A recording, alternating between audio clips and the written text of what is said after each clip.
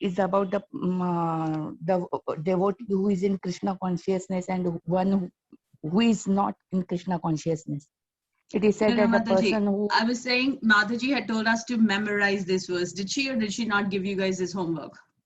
Yeah, she has given this as a homework. Yeah, so not to, you have to memorize the verse. So did you memorize the verse? Yeah, verse, not verse, Mataji, I have memorized what it means. Okay, so there are certain, in this entire third chapter, there's only one verse that needs to be memorized, so you have to memorize it. Anybody else in the group that memorized? Koi nahi? Simi Mataji, Uma Kannan Mataji. Go ahead, Mataji, Uma Kannan Mataji. Prakrite kriyamanaani gunai karmani sarvasa ahankara vimudhatma kartaham iti manhate. I'm not sure. Manhate. Manyate. So when the bewildered soul thinks that he is the doer. Good job. Thank you, Mataji. Anybody else? Thank you. Any of the Prabhus in the group? Koi nahi? Swati Mataji, you're unmuted. Did you want to chant? Yeah, sure. Go ahead. There's 17 people. You guys can open up your cameras, right?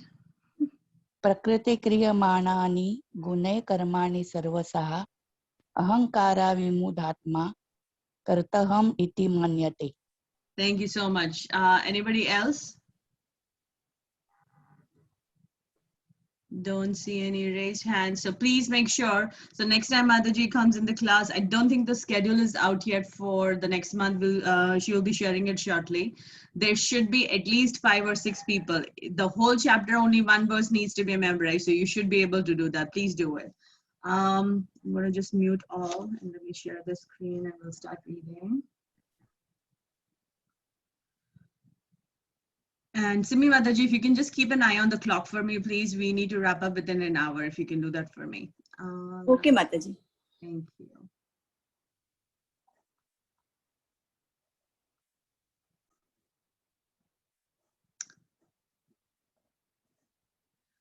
So who would like to read? We need to start from 29. Please raise your hands. Okay, go ahead, Sami Mataji. 29th it is. Go ahead.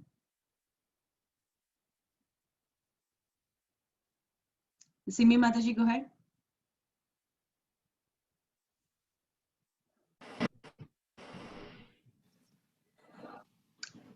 You all have the power to unmute yourselves. Simi Mataji, go ahead. Yes, Mataji. Go ahead. From where? Bewildered by the modes from there? Read the okay. Yes, go ahead.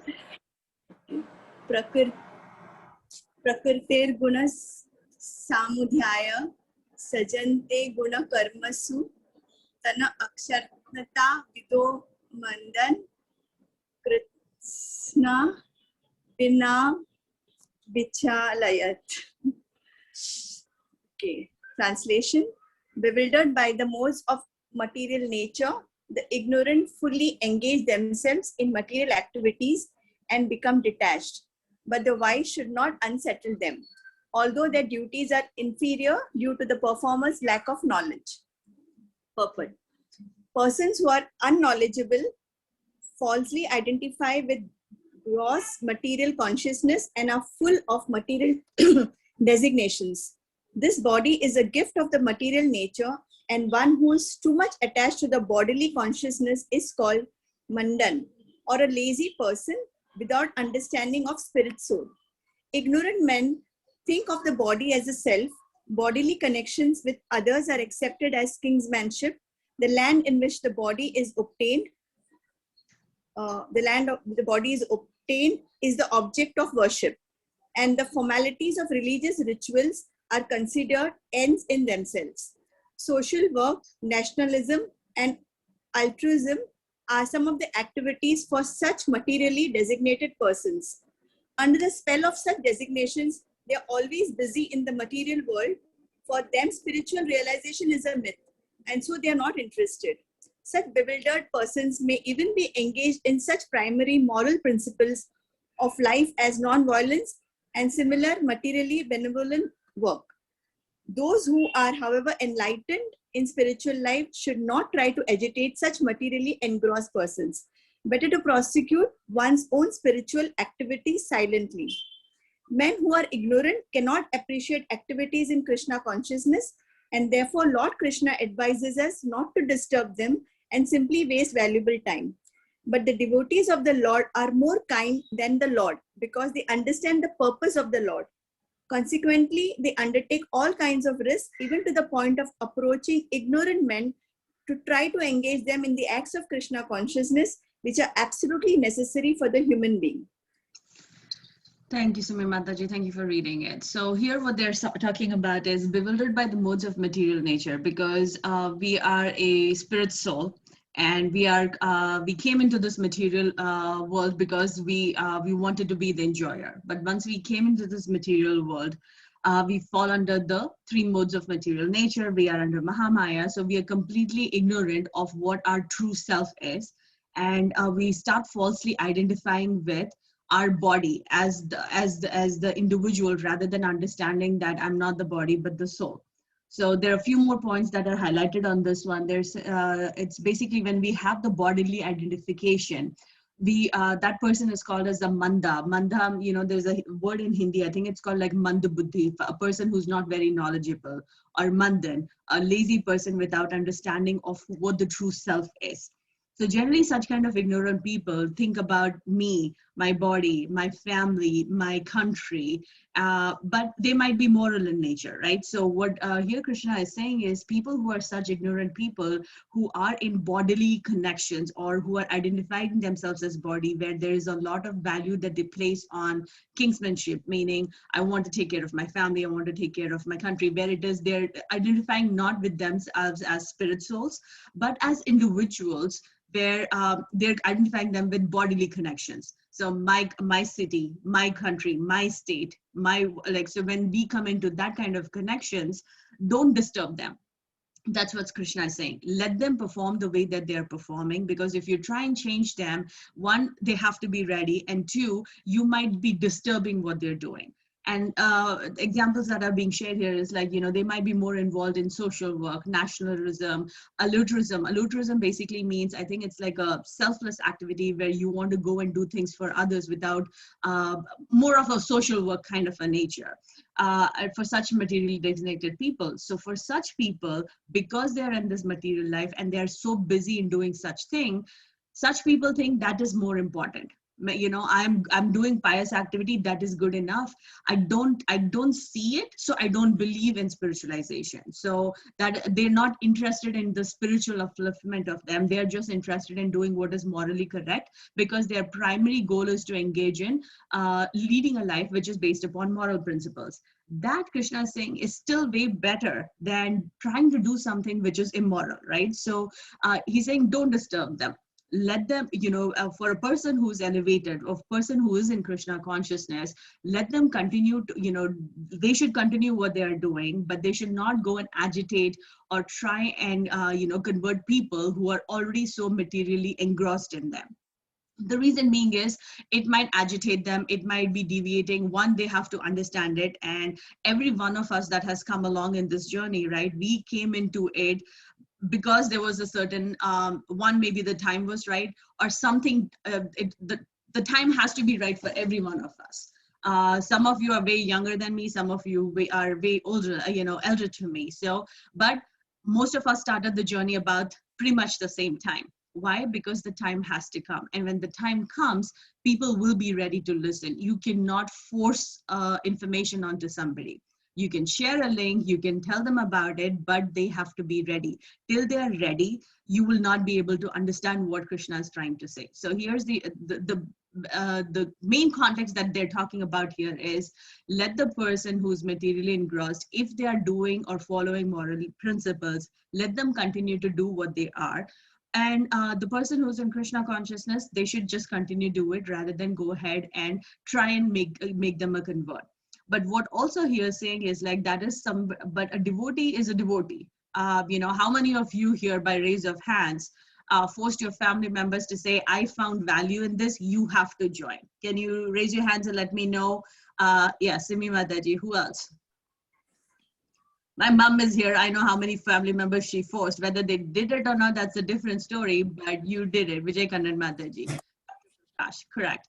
So why? Because there are some things that you really, and there are some people, you can do that with your family members, you can do that with maybe one of your good friends, but you cannot go out of your way to, do it, because we understand the value. We want to share the value. And there are some people that you would be able to say, no, do it because it is good for you.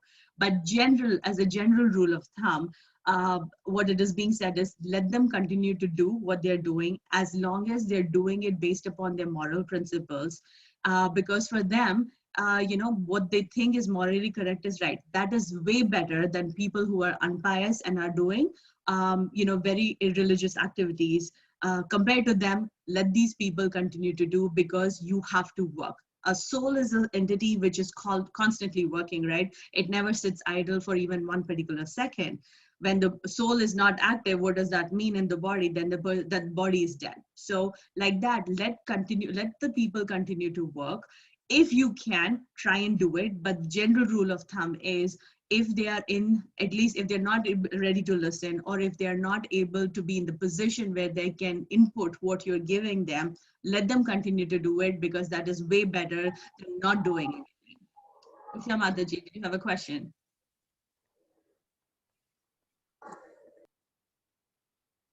Okay, so that is what basically is being said here, is a devotee will try to do it, just like most of you who raised your hands and said, because you found value in it and you're doing it.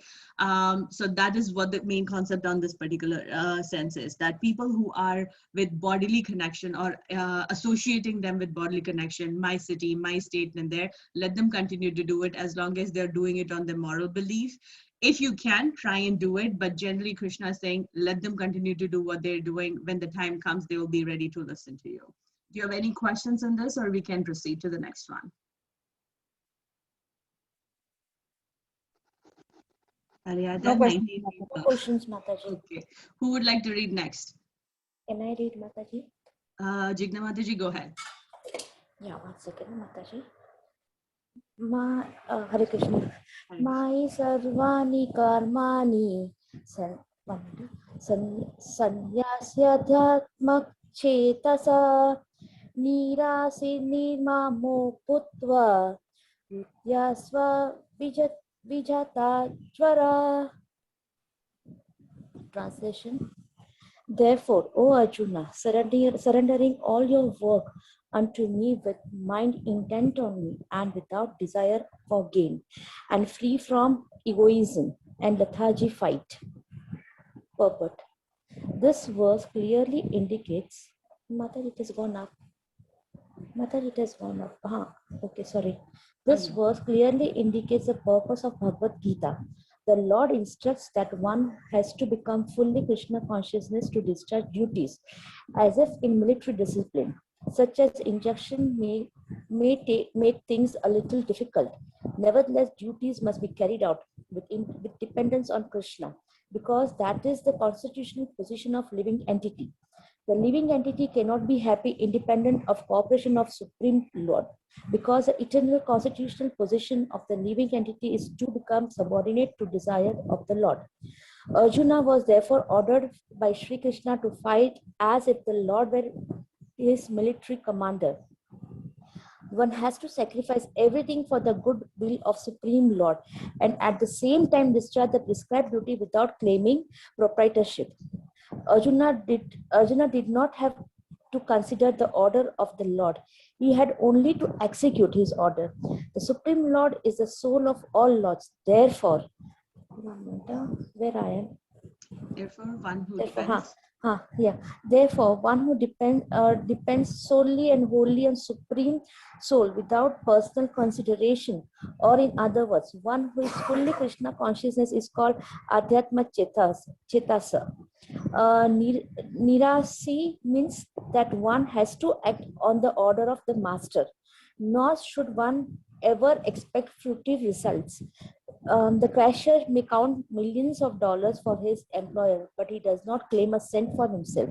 Similarly, one has to realize that nothing in the world belongs to any individual person, but that everything belongs to Supreme Lord. That is the real purport of my or unto me. And when one acts in such Krishna consciousness, certainly he does not claim proprietorship over anything.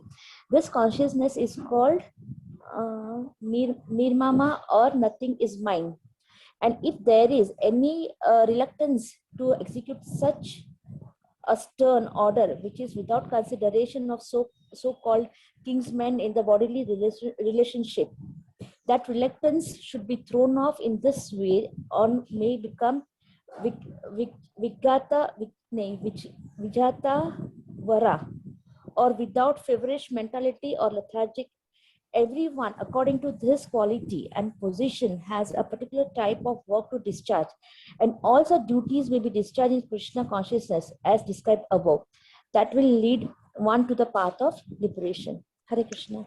Thank you so much for reading nicely, Mataji. So in this particular verse, there are a few keywords that are prescribed in the verse here. So what they're saying is, Krishna is saying here, because he's still trying to make Arjuna understand that this is karma yoga. It is your duty. You have to do it, and do what? You have to get up and fight. So Krishna is saying, "Oh Arjuna, surrender all your works unto me, and with your mind intent of me."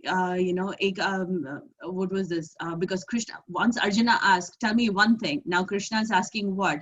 Fix your mind in one. Fix your mind onto myself and do what I'm telling you to do, without any desire for gain. Don't think about what you're going to, what you're going to gain or what you're going to lose. Free from egoism. Egoism meaning I think, what was the word I was looking for? What is ego and what is false ego? Do you guys remember the definition between two of that? Which Mataji had shared in the 18-day classes. There's a difference between, we keep talking about, egos. What's the difference between those two words? What is ego and what is false ego? Who can tell me? Have you heard the word false ego in Bhagavad Gita so far? Ma'am, even you have discussed in the class, but I've forgotten. Yeah. You had discussed. Thank you for being honest. I just attempted. Shanta Mataji, attempted. Ego is to surrender everything to Sri Krishna. Mm-hmm. In living a life, thinking that all the work is for him. Okay. And self-ego. False ego is when, false ego is when we don't do that. Yeah, so when you think that you are the doer, everything is beautiful. Done. That's the definition. Okay, Ramasheshi Mataji, what would you like to add? Ramasheshi Mataji, you all have the power to unmute yourself. Go ahead. Hare Krishna Mataji. Hare Krishna. False ego is when you think that I am the doer and the enjoyer associated with it. And ego is that I understand that I am an eternal servitor to Lord Krishna. Beautiful. Okay. Swati Mataji, what would you like to add? Ego is enjoying material world, and false ego is activity prescribed against Vedas.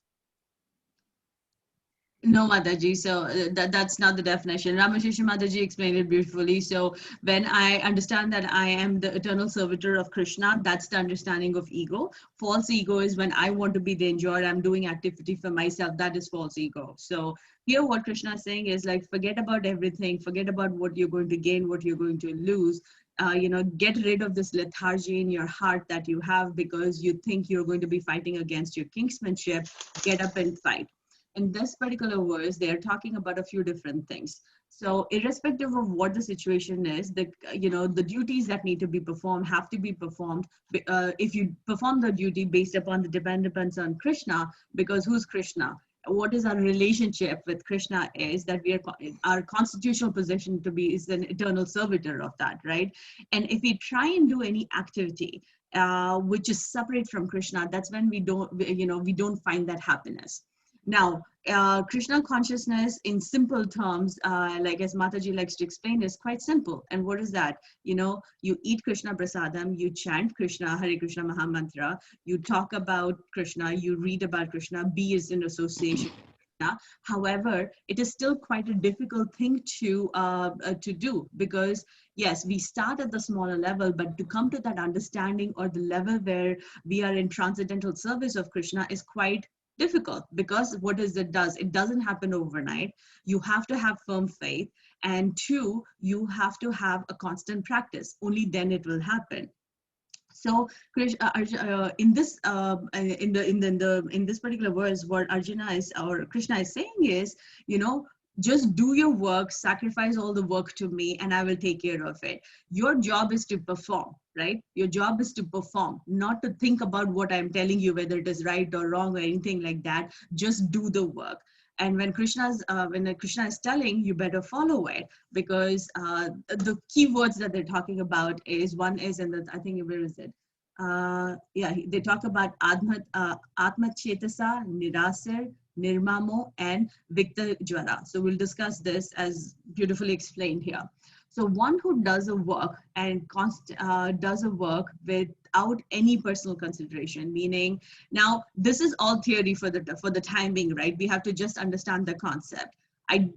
Some of you might be there. I'm not at that particular stage yet, where I understand it's like, how can I do my duty? It has to come. You come to that stage only with constant practice. So what does Adhyatma Chetasa means? It means a person who's doing a work solely in conjunction with understanding what the Supreme Soul is, and without any personal motivation, saying, I'm doing this work and I'm keeping Krishna in the center of that particular activity. And when I'm a truly Krishna conscious person, that stage or that consciousness is called Adhyatma Chetasa. Now, Nirasar in this particular... Mataji, sorry, can you please explain again? I'm sorry to interrupt. I just couldn't get that. Sorry. Sure. So any activity that we do, where we understand that, you know, this activity, we are doing it for Krishna, keeping Krishna in the center of all the activity. So a person who's completely, fully Krishna conscious, that consciousness is called as Adhyatma Chetasa. So being in constant consciousness of Krishna and doing an activity. That is what Adhyatma Chetasa means. Nirasar means to do an activity because your master is telling you to do so. To do an activity because your master is telling you to do so. What is Krishna telling Arjuna to do? Fight. He's not telling him to dissect or understand what Krishna is saying. He's saying, no, fight. This is an order that is given to you. Just do it. That is what the word Nirasar means. Now, and do an activity without result, expecting any fruits of the result in the back. And how does you do it? And he's also doing it is like, do it with keeping me in center. My meaning, do it for me, keeping me as the final objective of the goal. Do it for me. Just execute what I'm telling you to do, and you will be fine.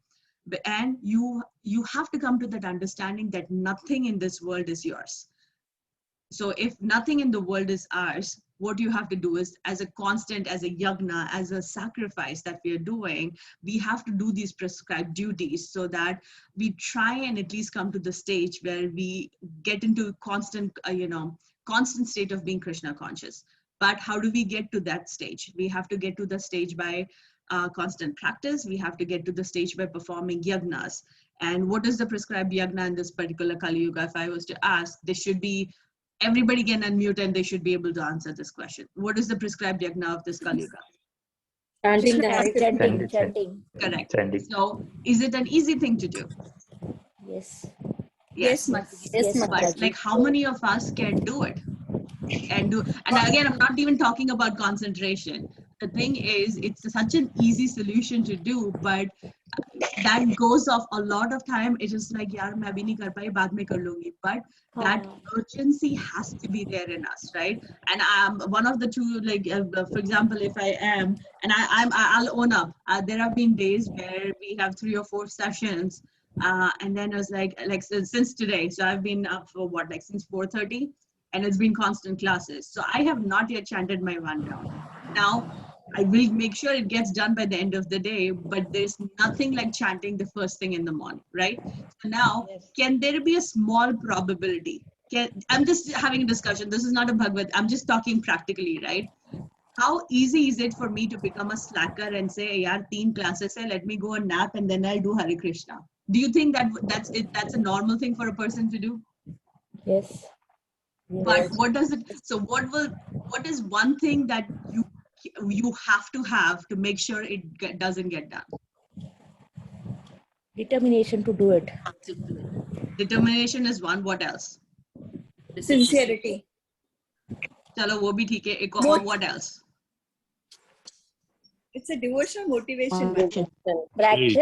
A devotional motivation. That you are all devotees. You're giving me the book answer. So Practice. determination, sincerity. There's one more thing. Concentration.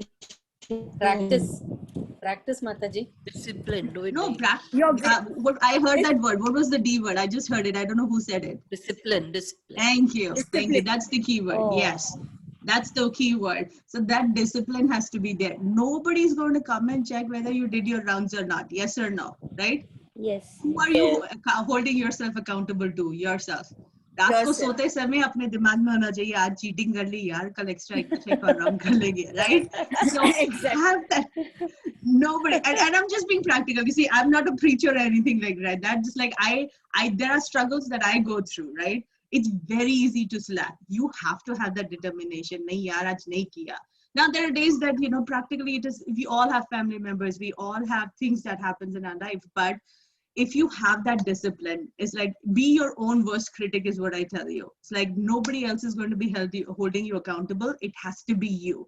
And if you do it for yourself, that's the best way to do it. So yes, determination. Concentration comes and goes. I'm being very honest. So I don't say like I have 100% concentration, but that discipline of knowing a knowledge and making sure that you're executing it, that is the key. So make sure you have that discipline. Make sure you hold yourself accountable. You don't have to hold it. Nobody else is going to come and check up on you. It is a relationship that you have between yourself and Krishna. So hold yourself accountable. Sorry if I got distracted a little bit on this particular verse, but that's the key.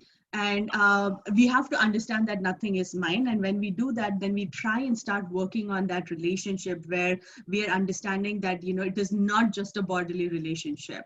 And you have to be, because once we come into that bodily relationship, it's like my country, my people, my thing, then then there's a roadblock. There's a roadblock to understanding what your true self is. And Krishna is telling, don't do that. Do your job, do your prescribed duty. And by doing it in such a way that if you're constantly doing it, then you will come to the stage where you will, at some point of time, come to the realization what your true self is. But it takes years and years of practice. Don't get thrown off by the roadblocks that come to you, and don't have that lethargy or you that laziness is what he's trying to attack. There is don't become a slacker. Do what your duty is and continue to execute that. So few keywords on that is adhyatma chetasa. A chetasa is the consciousness, person. The consciousness of a person who's always in Krishna consciousness is adhyatma chetasa. Nirasar, what the word means is execute what the master is telling you. So here Krishna was telling Arjuna to do it. He did not tell him to dissect, ye theek hai, nahi hai. No, nothing like that. Execute it. Do what I'm telling you to do. Do it for me. Do not expect anything results in the back. And when you understand the concept that nothing is mine, this is all for Krishna, that word is called nirmama, nothing is mine.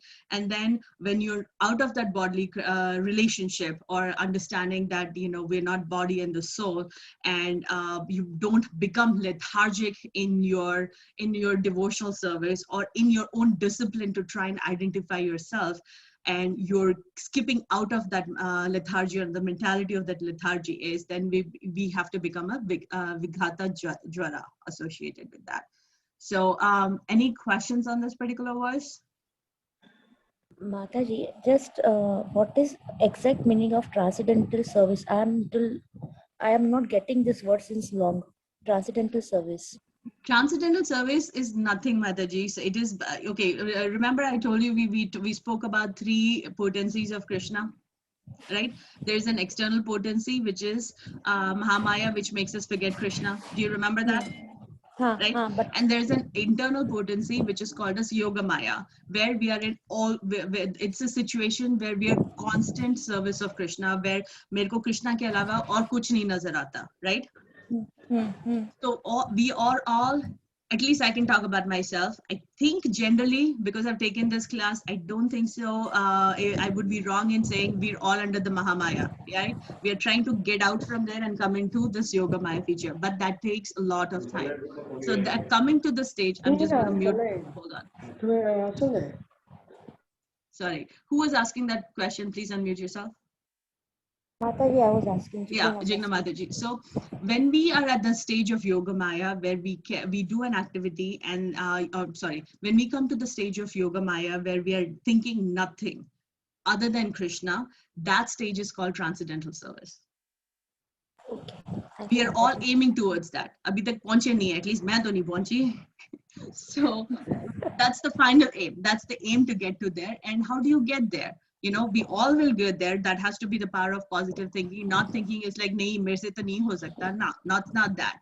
So it takes years and years and years of practice. Now, but it doesn't mean Krishna consciousness. For a person to become Krishna conscious, that, you know, it takes multiple births or anything like that.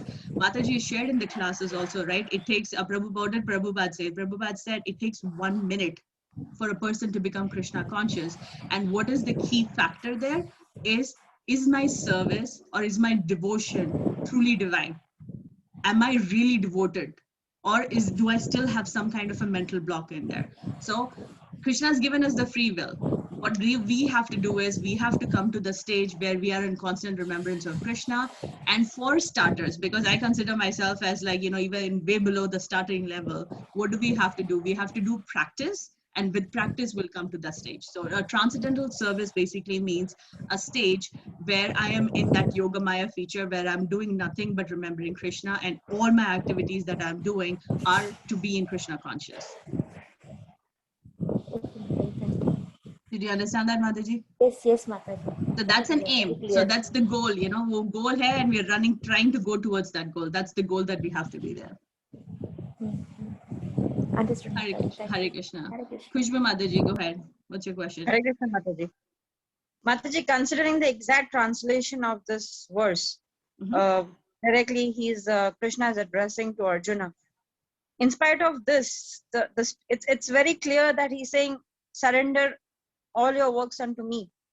Okay, and then he's saying fight, the last word. In spite of this, why still Arjuna is not convinced that, you know, he should be following what Krishna is saying? Like, because Krishna has already covered the major part of soul in the earlier lesson.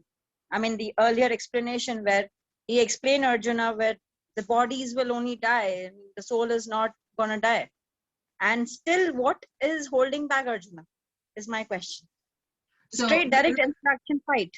Yes, true. So here's the question, Mother. So here's the thing, Mataji. Remember, we are doing chapter by chapter, right? So this whole conversation took place in 45 minutes. Now, Bhagavad Gita, the conversation between Arjuna and Krishna took place in 45 minutes.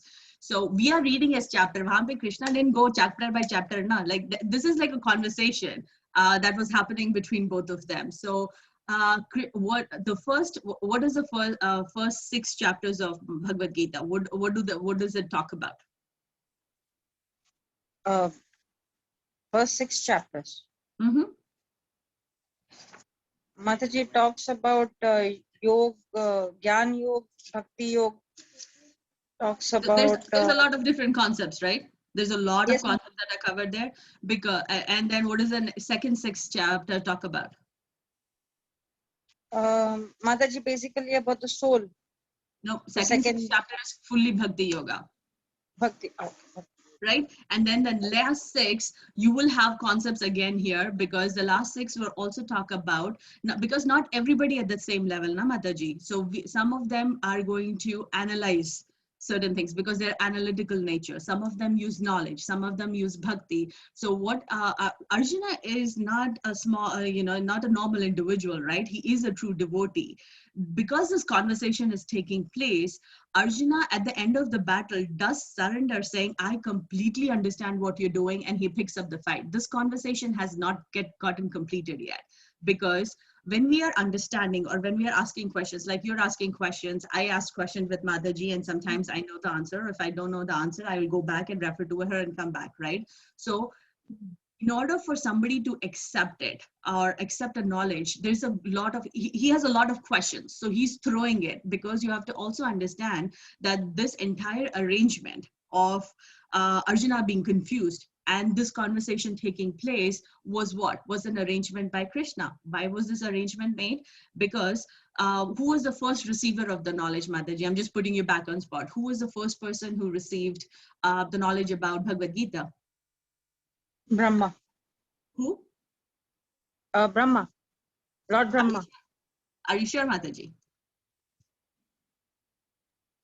Yes, Mataji, it was told to Who Brahma else first can and ask? then to Lord Surya. So And was it then Brahma? Well, Vedas. three people were told. Who's that? Lord Brahma, Lord Surya, and then Arjun. So are you sure about it? Yes, Mataji. Which Manu, chapter? are you- Manu was there. Manu? Yeah. So no answers. This is your homework for next time. So I want the secret. Answer I नहीं मिलेगा, जाके पढ़ना पड़ेगा. Read up chapter 4. Chapter 4. There's a sequence. There's a sequence in which the information came. So I want you to go back and refer to it. Okay. So come back to your point. Is Mataji. Mataji? No answers now. This is your homework. All of you. You can all mute yourself. Please mute yourself. Oh, or I have to mute you. Hold on. I want the sequence for homework. क्यों ये question पूछते और बेचारे फंस जाते हैं सारे के सारे. Kushma Mataji, please unmute yourself. Yes, Mataji. Yeah, so we'll forget about the sequence for right now because that's all your homework. But so this whole arrangement by Krishna was done because the information that was supposed to be turned down got lost, right? So he's arranging it, and this confusion in Arjuna is also put by whom? By Krishna, so that he can address all these different concepts. So the confusion is caused by Krishna, and he's asking these different questions. Think about him as a student who's asking teacher questions. Okay, you're saying this, but I don't understand this. You're saying this, but I don't understand that. So he's throwing different concepts because Arjuna is, after a long period of succession of information that was supposed to be coming down, it got broken, right? That's why Krishna comes back again, and through Arjuna, he's imparting this knowledge again. So it's not that Arjuna is confused. Yes, the confusion does exist, but Arjuna is asking all these questions because he's going to be the person who's going to be filtering down this, starting another paramparas for the information to flow down. And hence he's asking any questions, not just for himself, but also to the fact that, what if these questions are asked again, instead of somebody else answering that question, Krishna will be answering the question and will have the answers which are going to be said in Bhagavad Gita. So it's not Arjuna is not understanding it or not believing. Arjuna knew who Krishna was. That's why he was, there was no envy. He was completely devoted to Krishna. And that is one of the reasons why Arjuna was chosen to be the one for receiving this knowledge, right? But Arjuna is asking these questions not only for himself, but for people who would be following up in the generations ahead. So he's just a spokesperson. Think about the spokesperson for all of us or anybody that is after him, that if they had this question, who else can answer it better than Krishna? So he's just posing those questions. It's not that whether he's confused or not. He's just asking it. If you truly don't understand every concept, it's difficult for us to accept it, right? So that's in that particular context, he's just asking these questions. Not, or you can think about it in another way also.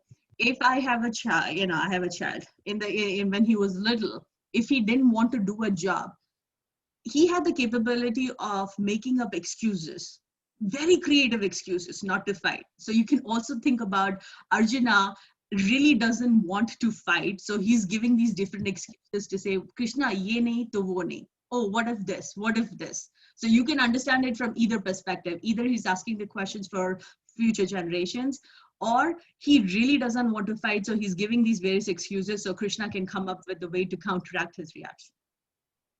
Did I answer, Mataji? Yes, Mataji. Hare Krishna. Thank you. Hare Dr. Krishna. Prakash Parekh, go ahead.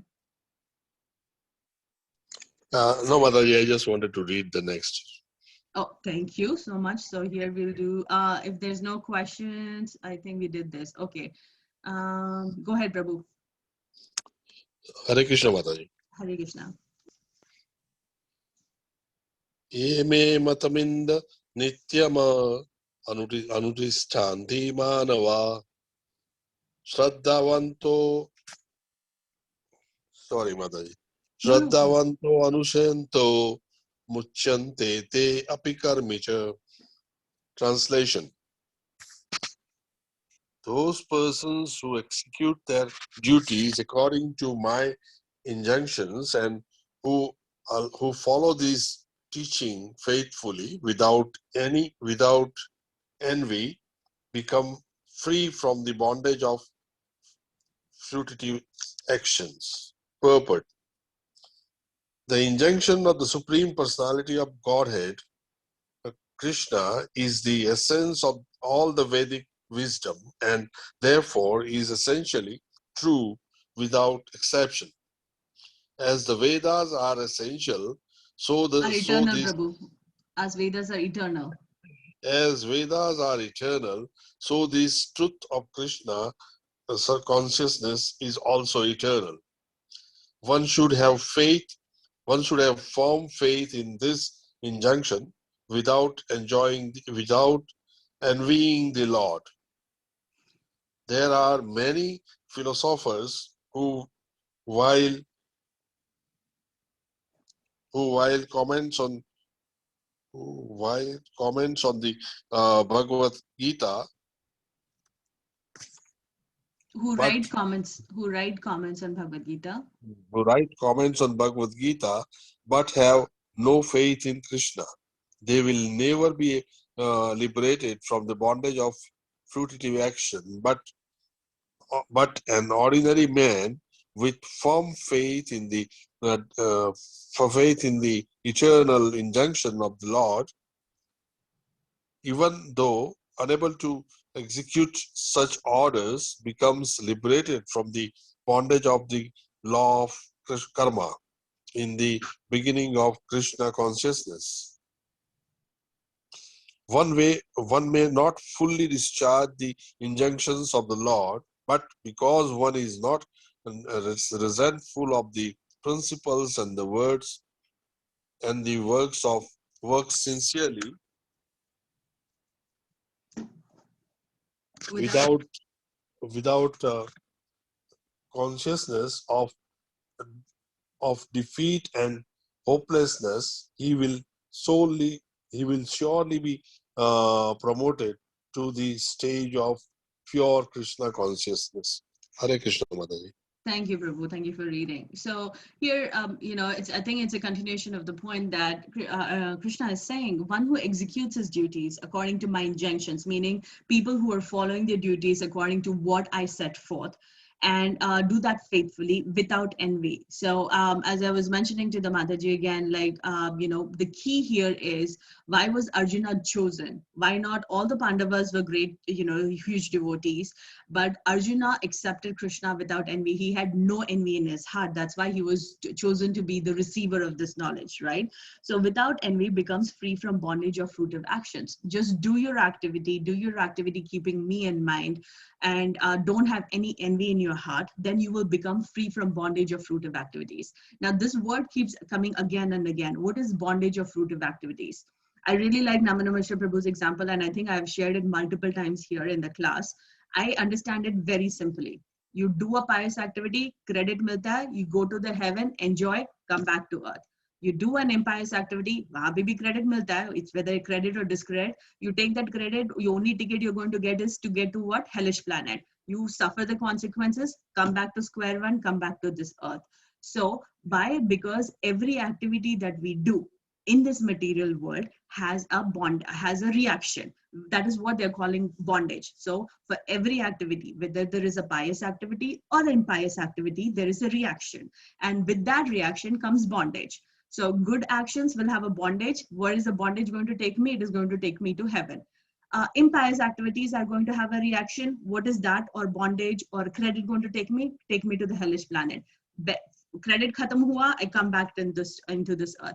My goal is to skip that. And how do we do that? We do it with doing activities where you don't have a reaction. Mataji likes to say, or even Amana Vishwa Prabhu says, us attending these sessions are activities where we do get a credit, and with that credit we can find our way or buy a ticket to try and go back to Goluka, because that should be the final goal, to skip this cycle of birth, death, old age, disease. And what here's saying is the injunction of Supreme Personality of Godhead is the essence of every Vedic wisdom. What is the essence of the Vedas? The essence of Vedas is to understand Krishna. Because Vedas are eternal, and from the information that we are giving is, so is Krishna consciousness. So why were the Vedas written in the first place? This also we have discussed it. So what is the constitutional position of the soul? Now you have, and a lot of times when you're repeating it, every verse that you're reading, at least that's how I read it. It could be the imperfect way of reading it, but that's just my way. I try and connect it with something that is there. And a lot of time you will have repeat information. And when you repeat it multiple times, then maybe the understanding sinks in a lot more compared to if you're just reading it individually. So why were the Vedas created in the first place? So for the logic, and how do you go back into that? So Krishna was there. He had all of us as souls which were serving him. Now, as a soul, I wanted to go and enjoy. Krishna said, "Chalo, theek hai, you want to enjoy? Here's a material world. I created this material world. Go enjoy there." But at some point of time, you're going to know that this is not the final goal. You're not going to be happy there. You are going and looking for a happiness which is away from me. Fine, I'm going to create this material world and give you all the facilities that you need to enjoy. And then what he did also, he created the Vedas. What were the Vedas? Vedas were a set of rules and injunctions and scriptures that were written where they said, after you start realizing that this is not your happiness, you need to find a way for what? To come back to me. That's why Vedas were created. So once we come to that understanding that, okay, now we are all in the stage, right? So at least whether we are truly realized or not, we want to learn, we want to understand. And that's why Vedas, like, Bhagavad Gitas are available to us. And that's again, due to the mercy of Krishna.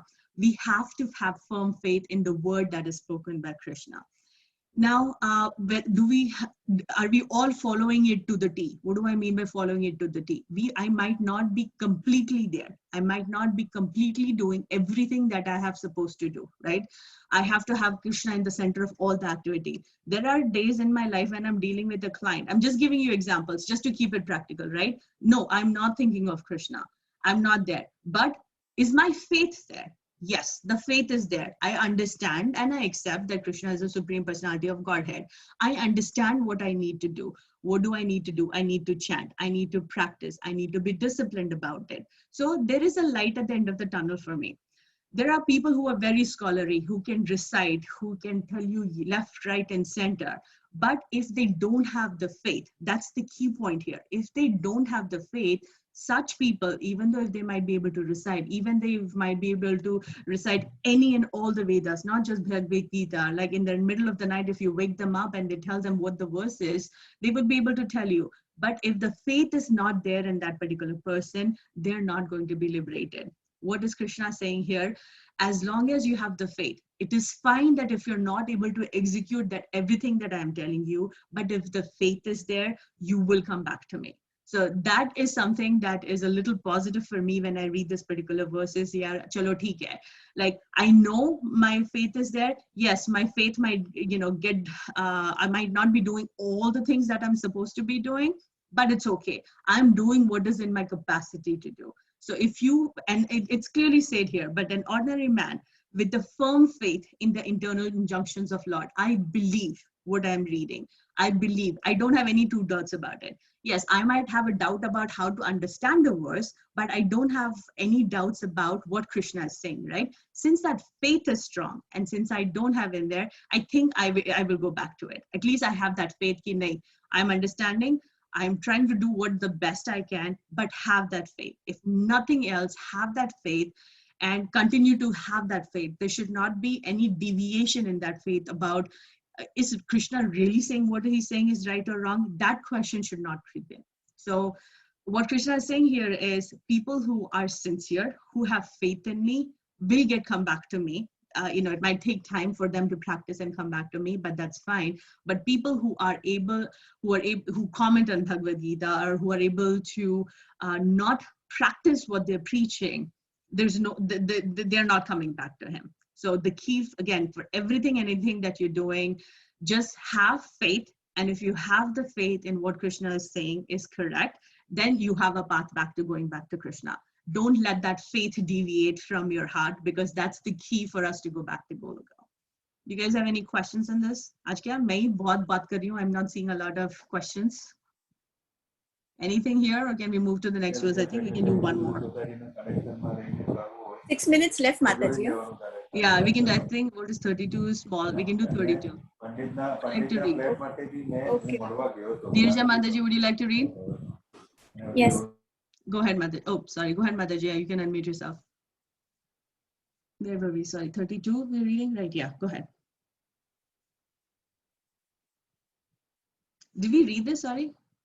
Nirja Mataji, you're unmuted. No, we're reading 32. Go ahead. Oh, sorry, Mataji, I was reading on mute. Yeah. Go ahead, Stan.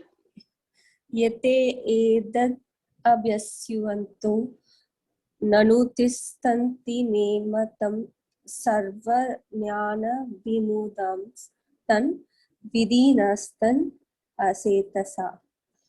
Translation: but those who, out of envy, disregard these teachings and do not practice them regularly are to be considered bereft of all knowledge, befooled and doomed to ignorance and bondage. Purport: the law of not being Krishna consciousness is clearly stated herein.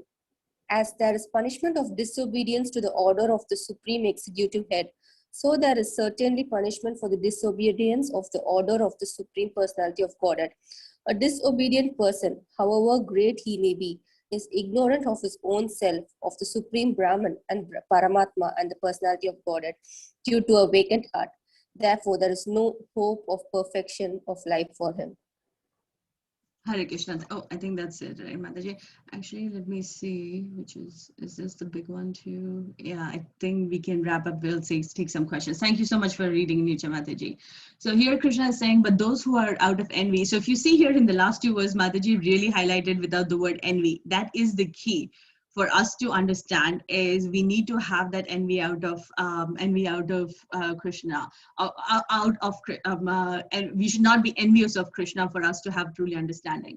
I think this also I have asked this again, but just to reiterate the point, since repetition is the name of the game. What was her definition? Not her definition. Mataji's Guru Maharaj talks about envy. What's the definition of that? What's the definition of envy that Mataji's Guru Maharaj states? Who remembers that? Hare Krishna Mataji. Hare Krishna. Go ahead, Prabhu. Envy is, I like what you have, but I don't like that you have it. Correct. Beautiful, Prabhu. So a lot of time when we ask the question about what is envy, that was my first reaction. It was like, I'm jealous, but jealous ka matlab kya hai? And that is so, I've never heard of that definition, and I really like that definition. What Mataji's Guru Maharaj said is, I like what you have, but I don't like the fact that you have it. So that needs to come out of us. For those who are out of envy, when we have that envy in our heart, we cannot practice, we cannot understand the true meaning of what we are reading. And then what happens then we are doomed, because we come into the cycle of ignorance, and then we'll do activities which are going to be which are going to have a reaction associated with that. And our goal is to do activities which do not have a reaction. The flaw of, I think there was one more point. Just give me the flaw of not being Krishna conscious is clear as in a disobedient person, however great he may be, ignorant of his own self or the Supreme Brahman and Paramatma and the Personality of Godhead due to vacant hand. So a person who does not understand Krishna and all the three phases, whether it's the Brahman feature, or Paramatma feature, or understanding of Krishna as the Bhagwan feature, there's no scope in life for him. So faith is important. And understanding of Krishna, when we have a love for Krishna and not have any envy in our heart, that is the stage when we can, completely try and understand Krishna. So whether we execute all activities or not, that is fine. But what is the main key ingredient here? Have faith, be disciplined, and try and do what you can. Do not try and think of as like wo ye kar raha hai, ye main kar rahi hu. No, don't get into that. Krishna consciousness, and I think I've repeated this multiple times too, it is an individual journey. It is an individual journey that all of us, including myself, are taking, right? And a lot of time, it's so much easier to be in constant, association with like your session, my session, and when you hear constantly. Because Shravanam is such an important tool, and you don't understand it till you're actually able to listen to it, right? The example that we are sharing is, for example, I'm here in Chicago in US, right? There's such a huge diversification of news. There are some channels which are one party. There are some channels which are one party. And because that constant information is being fed, the people who are of one party cannot have the capability of listening to what the other parties say. Why? Because constant feeding of that information is getting. So what is our job to do? Our job is to hear from authorized people. Our job is to hear from proper bona fide sources, because that hearing has so much importance. We have to hear, we have to chant, we have to read, and read from not everywhere and anywhere, read it from authorized people. Then we'll get then we truly get that understanding of what we are supposed to do. So we'll wrap it up here. We still have like some more time before the next session begins. So do you guys have any questions in what we have read so far? अरे सुला दिया क्या सबको मैंने? No, Mataji, no questions. Ma'am, next session will be when, ma'am? I just wanted timetable if possible. I am going to, Mataji, like just give it till tomorrow. Typically, we try to keep it on Wednesdays. At least when I'm taking it, I try to do it on Wednesdays. Unfortunately, because of COVID and stuff like that, let me stop recording.